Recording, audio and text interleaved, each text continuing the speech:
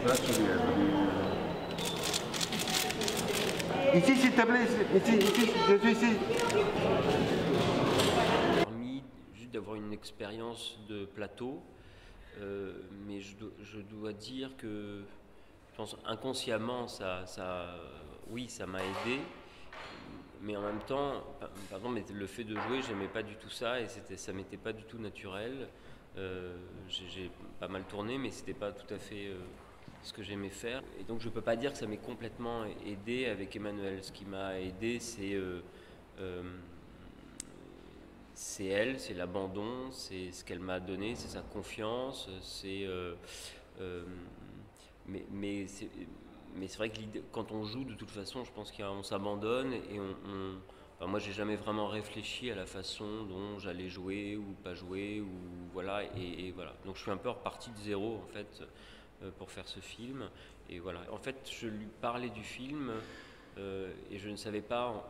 Enfin, au départ, je lui parlais du film parce que je la connais un petit peu depuis de nombreuses années en fait, et je lui parlais de ce que je faisais, du film, de l'écriture, sans lui dire que j'allais travailler avec elle. Et d'ailleurs, au départ, c'était pas, je savais pas exactement ce que j'allais, voilà, l'âge du personnage, ou voilà, ça s'est dessiné progressivement.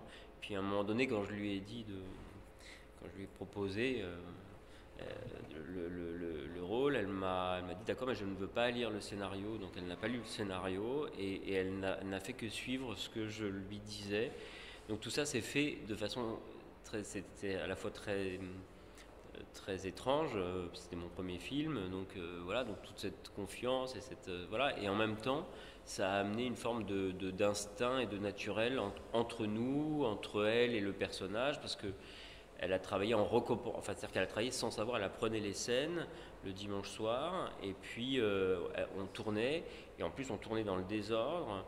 Donc en fait elle recomposait le personnage au fur et à mesure des jours. Enfin c'était tout un travail qu'elle faisait voilà, et moi je lui parlais, pas forcément de psychologie ni voilà, mais je lui parlais de ce que je ressentais, voilà, de ce personnage, de sa sensibilité, enfin voilà, de toutes les choses qui me traversaient, voilà, et elle travaillait comme ça, voilà. Donc c'était très instinctif et très naturel.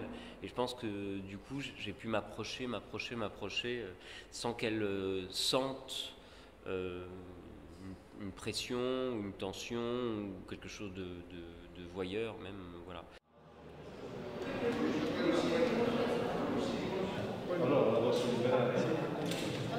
E qui a fotografo. Mais qu'est-ce que je cherche? Je cherche la vie, et la vie, elle est effectivement, elle peut pas être dans la nostalgie des grands metteurs en scène avec lesquels j'ai tourné. Je cherche, je suis curieuse du cinéma d'aujourd'hui, je suis curieuse de ce qui se passe et, et voilà, comment dire, là c'est un premier film. Ce qui m'importe, c'est le voyage. Ce qui m'importe, c'est la terre étrangère que chaque metteur en scène représente. C'est à chaque fois un nouveau voyage. C'est à chaque fois une nouvelle religion, une nouvelle philosophie, ce qui m'importe, c'est aussi d'aller dans des zones de moi que je n'ai pas exploitées encore. Donc, c'est cette curiosité-là qui est intacte, et ça c'est formidable. Ça c'est effectivement, chaque film a été très important dans la construction de la femme que je suis, de la femme que je suis devenue. Et oui, si je pense des metteurs en scène, peut-être plutôt Jacques Rivette était très important pour moi, mais Claude Berry, Manon Dessources a été très important pour démarrer cette carrière, et Claude Sauté. Il y a avant Claude Sauté, après Claude Sauté, Régis Varnier. Je ne peux pas choisir. Chaque film révèle une partie révèle une partie de moi, et chaque aventure est une aventure avant tout humaine. Donc chaque metteur en scène avec qui j'ai travaillé, moi j'étais très comment dire, je sélectionnais beaucoup les films. Je ne disais pas oui facilement. J'avais vraiment besoin de voir dans les yeux d'un metteur en scène que le voyage allait être humainement intéressant et beau. Oui, en même temps, on voit là que ce portrait de femme, il est écrit par un homme. Donc, voilà, il y a des grands portraits de femmes dans l'histoire du cinéma qui ont été écrits par des hommes.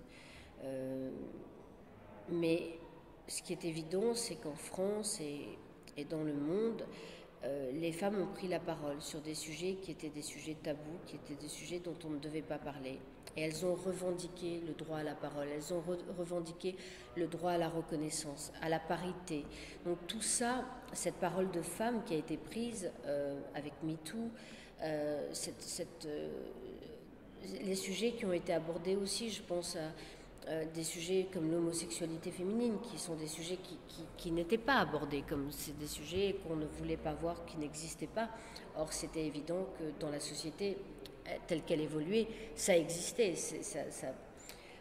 Donc voilà, je pense que cette parole-là, alors quelquefois je me dis que la parole peut paraître un peu excessive, mais en fait elle l'est comme tous les mouvements qui sont naissants. C'est-à-dire qu'on va dans des excès pour revenir, pour se faire reconnaître, pour dire on existe, pour dire on est là et on a le droit à l'égalité. C'est en mouvement, c'est en devenir. Il y a beaucoup nous, en France, on a beaucoup de femmes cinéastes qui prennent la parole, mais qui filment aussi. Donc ça passe par l'art, ça passe par la création, et c'est ça qui est intéressant. Je pense le film de Céline Sciamma, La jeune fille en feu, par exemple, a vraiment changé quelque chose. La prise de parole de Céline Sciamma à travers l'art a vraiment changé le regard des gens et a été très très importante dans le cinéma.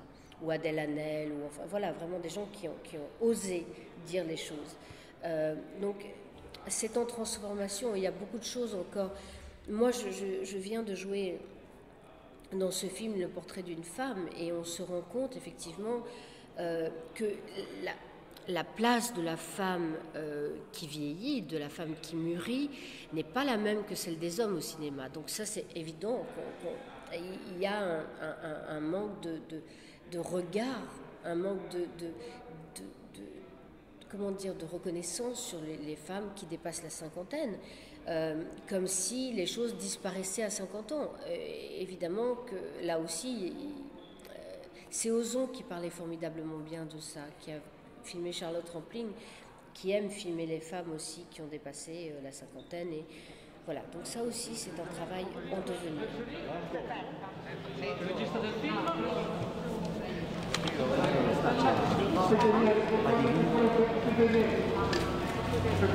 Voilà.